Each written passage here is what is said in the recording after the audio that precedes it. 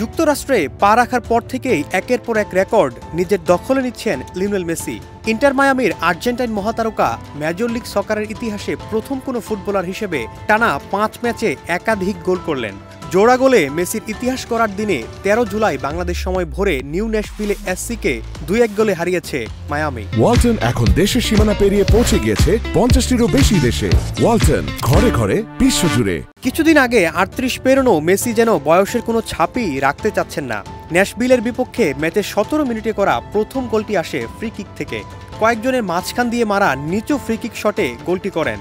২০১৮ সালের পর থেকে তার ৩৫তম ফ্রি কিক গোল এটি, যা পেনাল্টি গোলের চেয়েও বেশি। এই গোলের মাধ্যমে ফ্রি কিক থেকে চতুর্থ সর্বোচ্চ ৬৯টি গোলের মালিক হয়েছেন অ্যালেম টেন। চলতি মেজর লিগ সকারে ১৬ ম্যাচে নিজের ১৫তম গোল পেয়ে গেলেন মেসি। অ্যাসিস্ট করেছেন ৬ গোলে।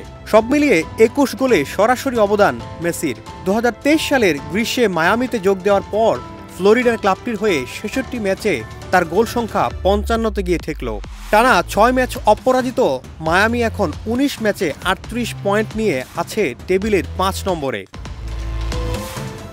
সরকার আব্দুল্লাহ তুহিন, দেশ রূপান্তর।